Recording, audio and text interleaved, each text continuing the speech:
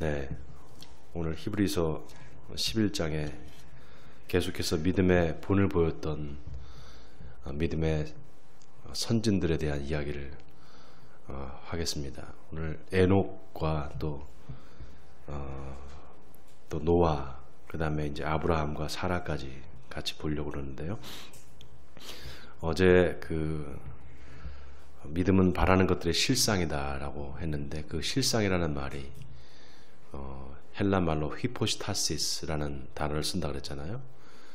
그 단어가 여러 가지 그 뜻을 가지고 있는데, 첫 번째는 그 위격이라는 걸 얘기할 때, 삼위일체 할 때 그 위격이라는 말을 쓸 때도 히포스타시스라는 말을 쓰고, 그 다음에 또 기초다 또는 어떤 토대다라는 의미로도 이 히포스타시스라는 말을 쓴다 그랬잖아요. 그래서 이 두 가지 의미를 우리가 잘 한번 새겨볼 필요가 있어요. 오늘 성경에 보면 에녹이라는 사람이 나오는데, 그 에녹 전에 어제 아벨에 대한 이야기를 했잖아요. 근데 그 아벨이 여러분 누구를 예표한다 그랬죠? 예수님을 예표한다 그랬단 말이죠. 자, 그런데 그 믿음이라는 것이 어떤 뭘 받쳐주는 토대와 같다, 받침대와 같다 그렇게 말씀드렸잖아요. 그래서 테이블에 다리가 있으면 그 다리가 뭔가 이렇게 딱 그 상판을 받쳐줘서 우리가 뭔가를 하나님 앞에 구할 때, 하나님께서 우리에게 뭘 주신다고 할 때 그거를 딱 받쳐주는 그런 어떤 상과도 같고 어떤 그릇과도 같다, 이렇게 말씀을 드렸는데, 자, 그래서 구원을 말할 때 성경이 집 짓는 것에 또 비유를 한다 그랬잖아요. 그래서 집을 지으려면 뭐가 제일 중요합니까? 기초가 중요하잖아요. 그 기초, 토대. 그게 바로 누구냐? 예수 믿는 사람들한테 그 기초는 뭐냐? 그 구원의 기초는 뭐냐? 바로 예수 그리스도다. 그렇게 말씀드렸죠. 가이사랴 빌립보에서 예수님의 제자들이 예수님의 제자들에게 이제 물어보죠. 사람들이 나를 누구라 하느냐 이렇게 물어볼 때 베드로가 그때 아주 기가 막힌 대답을 하잖아요. 주는 그리스도시요 살아계신 하나님의 아들이십니다, 이렇게 대답을 했단 말이죠. 그때 예수님께서 바요나 시모나 네가 복이 있도다, 이를 알게 하신 이는 네가 아니요 하늘에 계신 아버지시니라, 이렇게 말씀했단 말이죠. 자, 그때 그리고 난 다음에 예수님께서 뭐라고 하시는가 하면, 너는 베드로라, 내가 이 반석 위에 하나님의 교회, 내 교회를 세우리니 마귀의 음부의 권세가 이기지 못하리라, 이렇게 말씀하셔요. 그러니까 그 반석이 바로 누구냐 말이죠. 바로 예수 그리스도다란 말이죠. 이거를 카톨릭 신자들은 그 베드로가 바로 이제 그 베드로라는 이름이 반석이라는 이름이란 말이죠. 그러니까 베드로라는 사람, 그 사람이 중요하다. 그래서 베드로가 로마 교황의 일대 교황입니다. 로마 카톨릭에. 근데 우리 개신교는 그 베드로가 중요한 게 아니라 베드로가 한 신앙 고백이 중요하다. 주는 그리스도시요 살아계신 하나님의 아들이십니다 라고 한 그 신앙 고백 위에 예수님께서 자기 교회를 세우시겠다, 이렇게 말씀하신 것이다, 이렇게 우리는 해석을 합니다. 그렇기 때문에 그 베드로라는 한 사람이 중요한 게 아니라 그 신앙 고백이기 때문에 그 신앙 고백에서 얘기하는 바로 그 예수가 그리스도라는 그 신앙 고백, 그 위에 믿음의 기초를 세우고 그 위에 집을 지어야만 구원에 이를 수 있다, 이렇게 우리는 해석을 하는 겁니다. 자, 그래서 오늘 이제 노아 쭉 이렇게 이어지는 믿음의 선진들을 이야기하기 전에 어제 이제 아벨을 이야기한 게 바로 아벨이 예수 그리스도를 예표하는 사람이기 때문에 그렇다 그랬잖아요. 근데 오늘 역시도 또 이 에녹이라는 사람도 다름 아닌 예수님을 예표합니다. 왜 그런가 하면은 에녹이 어떻게 됐느냐, 죽음을 보지 않고 옮겨졌어요. 하늘로 들려 올라갑니다. 여러분, 예수님께서 십자가에서 돌아가시고 난 다음에 3일 만에 부활하셨잖아요. 그리고 약 40일 동안 제자들과 함께 생활하십니다. 부활하신 채로. 그러고 난 다음에 어떻게 됩니까? 하늘로 승천하셨단 말이죠.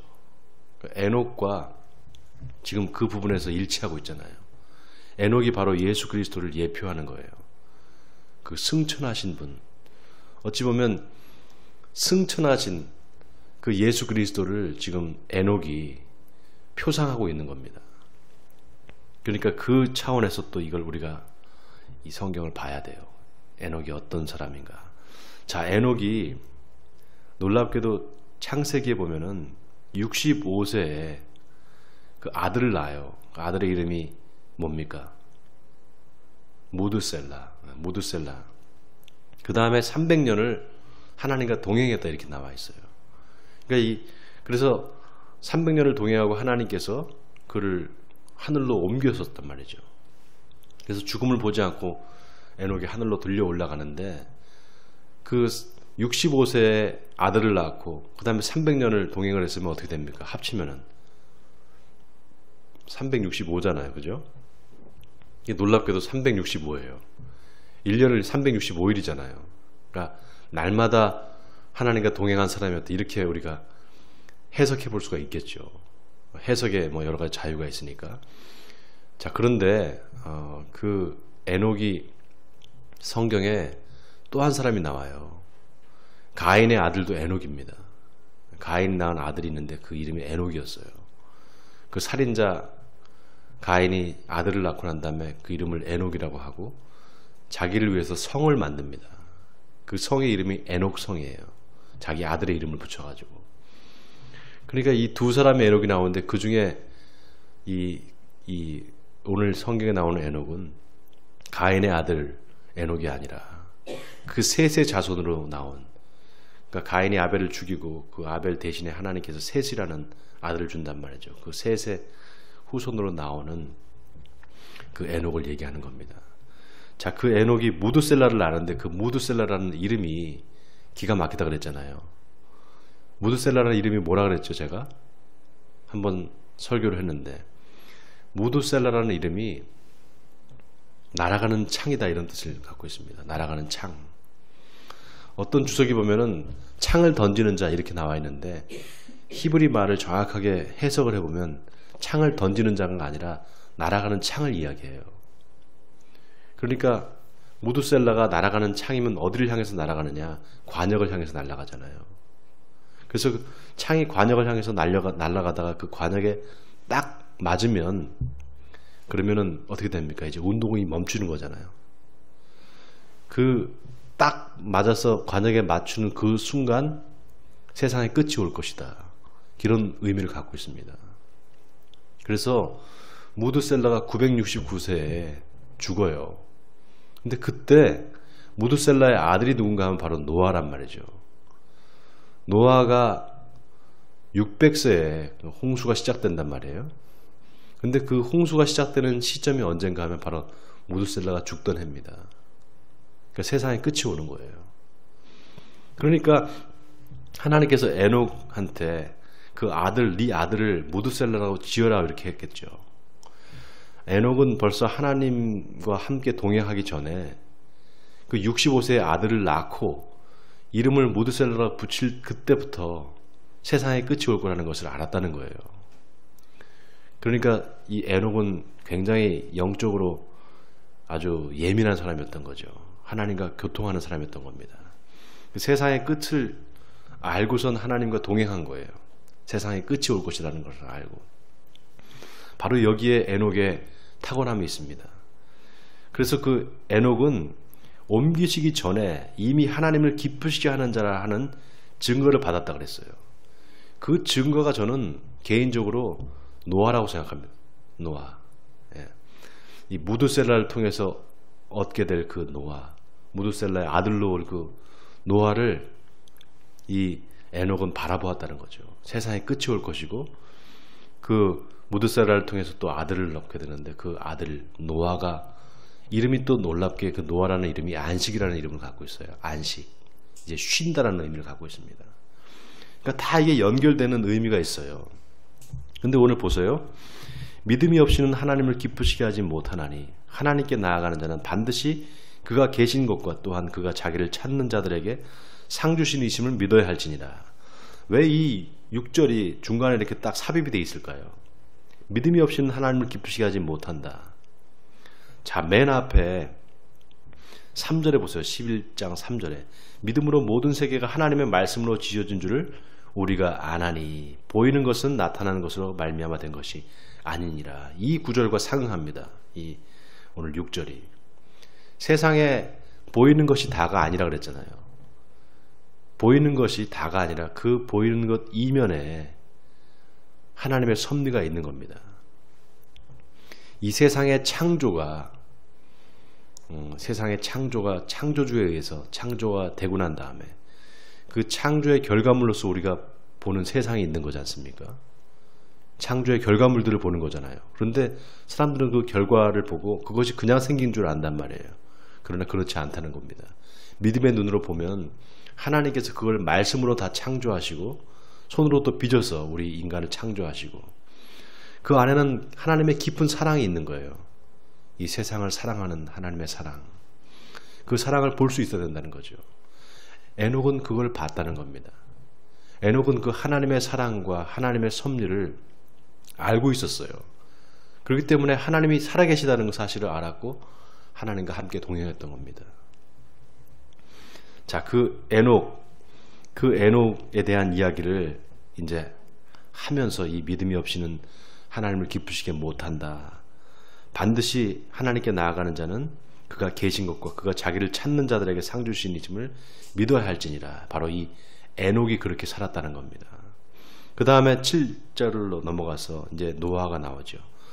믿음으로 노아는 아직 보이지 않는 일에 경고하심을 받아 경외함으로 방주를 준비하여 그 집을 구원하였으니 이로 말미암아 세상을 정죄하고 믿음을 따르는 이 의의 상속자가 되었느니라. 자, 여기 아주 중요한 단어가 나와요. 의의 상속자. 이 노아가 어떤 사람이었는가? 창세기 9장에 보면 노아는 당대의 의인이었다 이렇게 말합니다. 의인이었다. 의인이라는 것은 여러분 뭐가 어떤 사람이 의인입니까? 구약의 의인은요, 구약 율법이 이제 반포된 이후에 의인이라는 개념은 뭐냐면 그 율법대로 사는 사람이 의인이에요. 하나님이 정하신 율법대로 살아가는 사람, 그 사람이 의인입니다. 유대인들한테는 의인이 바로 율법을 중심으로 해서 율법을 지키는 사람, 그 사람이 의인이에요. 아무리 이방인이라 할지라도, 아무리 이방인이 뭐 훌륭한 그런 어떤 인격을 가지고 산다 할지라도 그 사람이 하나님의 율법을 모르면 유대인들한테는 그 사람은 의인이 아닙니다. 그냥 이방인일 뿐이에요. 자, 그런데 여기서 의인이라고 했을 때 아직 노아 시대는 어떻습니까? 율법이 반포되기 전이죠. 그러니까 하나님이 보시기에 의인은 지금 이 노아가 의인이다라고 하는 것은 그 율법과는 조금 거리가 있죠. 율법을 지키냐 안 지키냐의 문제가 아니라 노아의 행위가 어떻게 보면 하나님 앞에서 완전했다는 겁니다. 자, 그리고 또 하나 보면 뭐라고 하냐면은 의로 말미암아 세상을 정죄했다라고 나와요. 정죄. 세상을 정죄했다는 게 이게 무슨 말입니까? 세상을 판단했다는 거잖아요. 여러분, 이 노아의 시대에 세상이 얼마나 악했으면 하나님께서 뭘로 그 세상을 심판하셨겠어요. 모든 사람들이 악을 행하고 하나님이 보시기에 너무나 이 악을 행하는 사람들이 많고 세상이 너무 그 악으로 관영하니까 하나님께서 사람을 지으신 것을 후회하셨다 이렇게 성경이 나온단 말이죠. 그러니까 모세의 행위가 그 의로운 행위가 곧 뭡니까? 세상에 대한 정죄예요. 그 행위 자체가. 그렇게 사는 사람이 한 사람이라도 있으면 의롭게 사는 사람이 한 사람이라도 있으면은요, 여러분 그 세상은 정죄된 겁니다. 그 사람의 행위로 인해서. 예를 들면 100명이 있어요. 그 중에 한 사람이 의로운 사람이에요. 근데 100명 중에 99명이 다 악을 행한다고 생각해 보세요. 그러면 그 한 사람을 인해서 99명은 다 정죄된 거예요. 왜냐하면 그렇게 사는 사람이 한 사람이라도 있기 때문에. 그런데 100명이 다 그렇게 나쁜 짓을 한다. 그러면 어떻게 됩니까? 그냥 그 악에게 넘어가는 거죠. 여러분, 우리 지금 한국 사회가 심각하다는 것은 왜 심각하냐면은 이 거짓과 악이 선을 이겨버립니다. 지금 착하게 살고 선하게 사는 사람들이 그래서 낙심하는 거예요. 세상의 불의가 선을 이겨버려요. 지금 표면적으로 봤을 때 이기는 것처럼 보여져요. 실제 그렇게 해서 억울하게 사람들이 당하기도 하고, 악을 행하는 사람한테 속이는 사람한테, 사기치는 사람한테 사기를 당해서 재산을 다 날리기도 하고 말이죠. 얼마나 이 세상이 지금, 이 대한민국 사회가 얼마나 지금 악이 관영한지 몰라요. 의롭게 사는 사람들이 이 악한 세상에서 그 심령이 상합니다. 의롭게 사는 사람들이 점점 그 악이 세상의 선을 뒤집어버리고 이겨버리면 그 사회는 이제 희망이 없어요. 하나님의 심판만을 기다리는 겁니다. 지금 한국 사회가 그렇게 되어가고 있어요. 저는 큰 위기의식을 느낍니다. 지금 한국이 이렇게 나가다가 큰일 나겠다. 어떤 게 참이고 어떤 게 거짓인지 분간을 할 수가 없어요. 지금 조금 얘기가 다른 쪽으로 가는데, 자, 이 의의 상속자가 되었느니라 이렇게 말하는데, 그만큼 노아의 그 의로운 삶이 있었다는 거잖아요. 자, 이 의의 상속자다라고 할 때 이 상속이라는 말이 여러분 뭐가 이렇게 상속이라는 게 뭐가 있어야 되잖아요. 상속할 게 뭐가 있어야 되잖아요. 그렇죠? 상속자다 그러면 그 의의를 상속했다 그러는데 그걸 어떻게 상속을 해요? 뭔가 징표가 있어야 되겠죠. 상속한다는 거는 뭔가 유산이라는 게 거기에 전제되는 겁니다. 상속한다는 거는. 그래서 놀랍게도 여러분 8절을 보세요. 믿음으로 아브라함은 부르심을 받았을 때 순종하여 장래 유업으로 받을 땅에, 자, 여기 유업이라는 말이 나와요. 이 유업이라는 단어가 아까 그 의의 상속자라고 할 때 그 상속이라는 단어와 똑같은 단어를 씁니다. 히브리 말로 똑같은 단어를 써요. 어원이 같아요. 그러니까 보세요. 노아가 의의를 상속했어요. 그런데 믿음으로 아브라함은 그 의의를, 노아의 의의를 상속하는 거예요. 그런데 그 상속물로 뭐를 받느냐 하면은 하나님께서 땅을 주십니다. 땅을. 아브라함한테 땅을 약속하세요. 그 땅이 어디예요? 바로 가나안 땅이죠. 가나안 땅. 자, 믿음으로 아브라함은 부르심을 받았을 때 순종하여 장래 유업으로 받을 땅에 나아갈새 갈 바를 알지 못하고 나아갔으며, 믿음으로 그가 이방의 땅에 있는 것 같이 약속의 땅에 거류하여 동일한 약속을 유업으로 함께 받은 이삭 및 야곱과 더불어 장막에 거하였으니 이는 그가 하나님이 계획하시고 지으실 터가 있는 성을 바랐습니다. 여러분, 아브라함이 왜 믿음의 조상입니까? 아브라함을 믿음의 조상이라고 하잖아요. 왜 믿음의 조상일까요? 아브라함이 하나님이 약속하신 것을 믿었다는 거예요. 그래서 믿음의 조상이에요. 뭘 약속하셨느냐? 하나님이 두 가지를 약속하셨어요. 뭡니까? 아들을 주겠다. 아들을 주겠다. 상속자를 주겠다는 거잖아요. 아들을 주겠다. 그 다음에 땅을 주겠다는 거예요. 자, 그 아들은 어떻게 됩니까? 그 아들을 통해서, 네 자손을 통해서 네 자손이 하늘의 별과 같이 땅의 모래와 같이, 바닷가의 모래와 같이 많아질 것이다. 그건 뭡니까? 그 자식을 통해서 민족을 이루시겠다는 거잖아요. 그리고 땅을 줬어요. 그럼 뭡니까 이게? 땅이 있고 민족이 있어요. 그럼 뭐예요 이게? 나라죠, 나라. 하나님의 나라를 주겠다는 거예요. 아브라함한테. 하나님의 나라를 약속한 거예요. 예수님께서 오셔서 뭐라고 하셨어요? 제일 처음에 예수님이 오시자마자 공생애를 시작하시면서 제일 먼저 하신 말씀이 뭡니까? 하나님의 나라가 가까이 왔으니 회개하고 복음을 믿으라, 이 말씀이었어요. 하나님의 나라. 그 하나님의 나라가, 아브라함한테 약속했던 그 하나님의 나라가 이제 예수님에 이르러서 이루어지는 거예요. 이 약속의, 이 언약의 그 계보가 있습니다. 쭉 이렇게. 지금 이 믿음으로 아벨부터 시작해서 쭉 계속해서 이 믿음의 선진들을 쭉 얘기하는데 그걸 여러분이 잘 보셔야 돼요. 약속이 다 그 약속이 어떻게 이어지고 있는지를. 하나님의 그 아브라함을 통한 약속.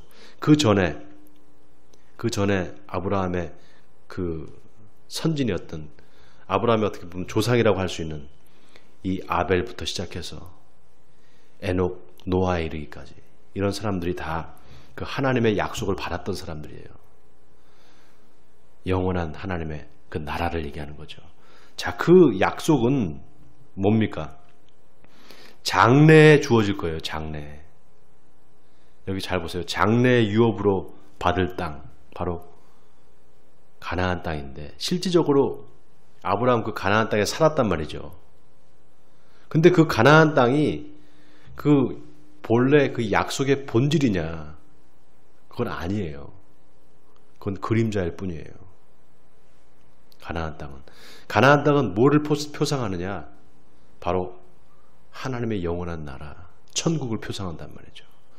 그래서 히브리서 뒤에 좀 보면 뭐라고 나와 있는가 하면 아브라함과 이 이삭과 야곱이 그 가나안 땅에 동일한 약속을 받고 동일한 약속을 유업으로 함께 받은 이삭과 야곱과 더불어 장막에 거하였다. 그런데 이는 그가 하나님이 계획하시고 지으실 터가 있는 성을 받았습니다. 이 어디를 얘기하는 건가? 하나님이 계획하시고 지으실 성, 바로 예루살렘 성을 얘기하는 거죠. 가나안 땅에서 있을 그 예루살렘 성. 예루살렘 성에 뭐가 있어요? 성전이 있죠. 성전. 그 예루살렘 성전을 바라봤다는 거예요. 하나님이 계시는 곳. 예루살렘 성전은 다른 게 아니에요. 하나님이 임재하시는 곳이에요. 하나님이 거하시는 곳. 그러니까 하나님이 거하시는 곳은 어디입니까? 하나님의 통치가 있는 곳이고 바로 거기가 하나님의 나라죠. 지금 이런 맥락에서 우리가 성경을 봐야 돼요. 자, 그렇게 해서 하나님의 나라를 바라는 그 아브라함과 이삭과 야곱, 이 세 사람, 이스라엘의 족장들 이 세 사람이 그 하나님의 약속을 기대하면서 여기서 살다가 죽었다는 거죠. 자, 그 다음에 11절 믿음으로 사라 자신도 나이가 많아 단산하였으나 잉태할 수 있는 힘을 얻었으니 이는 약속하신 일을 미쁘신 줄 알았습니다. 그 약속을 아브라함한테 한 약속을 사라도 믿었다는 거예요. 하나님은 그걸 약속을 분명히 이루어 주실 분이야. 하나님이 신실하신 분이야. 이렇게 믿었다는 거죠. 그 다음에 그 12절을 보세요. 마지막에 이러므로 죽은 자와 같은 한 사람으로 말미암아 하늘의 허다한 별과 또 해변의 무수한 모래와 같이 많은 후손이 생육하였느니라. 이 죽은 자와 같은 한 사람, 사라나 뭐 아브라함이나 거의 뭐 이 생산력이 이제 생산 능력이 없는 사람들이잖아요. 나이가 100살이 넘고 뭐 90살이 넘는데 어떻게 그 자녀를 놓을 수 있겠어요? 소망이 없었는데 하나님께서 그 약속의 말씀으로 소망을 주시고 그 약속을 믿음으로 말미암아 결국 잉태된 아들, 그 이삭이 바로 어찌 보면 하나의 증거입니다. 증거. 믿음은 뭐라 그랬습니까? 바라는 것들의 실상이요 보이지 않는 것들의 증거니. 증거예요. 증거. 하나님께서 우리에게 어떤 약속을 해주세요. 약속을 주신단 말이죠. 그 약속을 우리가 믿을 때 하나님이 뭘 주시는가? 증거를 주세요. 약속의 그 본질, 우리가 하나님 앞에 뭘 바라고 하나님께 기도할 때 하나님께서 그거를 우리 기도를 그대로 이루어 주실 때가 있지만 그보다는 하나의 증거를 주십니다. 약속의 증표를 주세요. 그래서 성경은 항상 그 증표가 그 약속의 증표가 그 자체이기도 하지만 그걸 다른 거를 또 하나의 표상할 수가 있어요. 항상. 그러니까 이삭을 하나님께서 아브라함한테 주셨단 말이죠. 그 이삭은 뭘 표상하는 겁니까? 예수 그리스도. 약속의 씨. 그 예수 그리스도를 믿음의 씨를 표상하고 있는 거예요.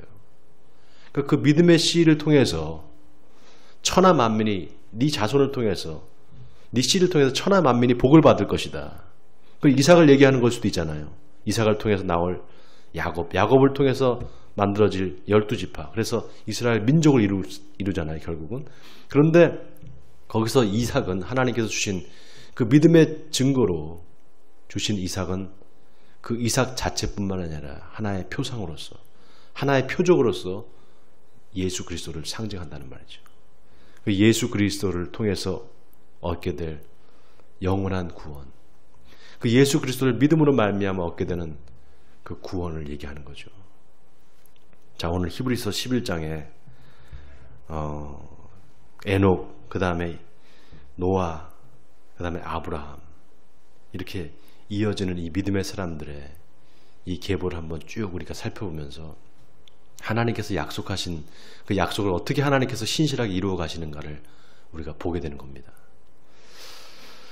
우리가 예수님을 믿고 하나님을 믿는다는 것은 그 약속을 믿는 겁니다.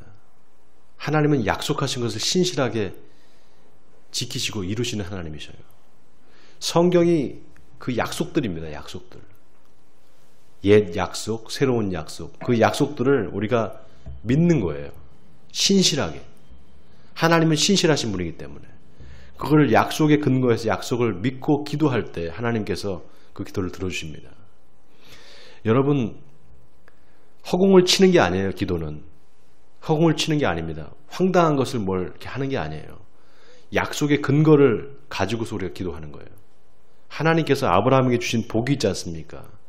하나님께서 약속하신 약속의 그 내용이 있지 않습니까? 하나님께서 유업으로 주시겠다는 게 있지 않습니까? 이런 거를 딱 가지고선 하나님 앞에 기도해야 돼요. 하나님이 약속하신 걸 나도 믿습니다. 나도 아브라함의 자손이기 때문에, 나도 믿음의 자손이기 때문에 이걸 내가 믿습니다 하고 기도할 때 하나님께서 그 기도의 그 약속의 증거로 우리에게 주신단 말이죠.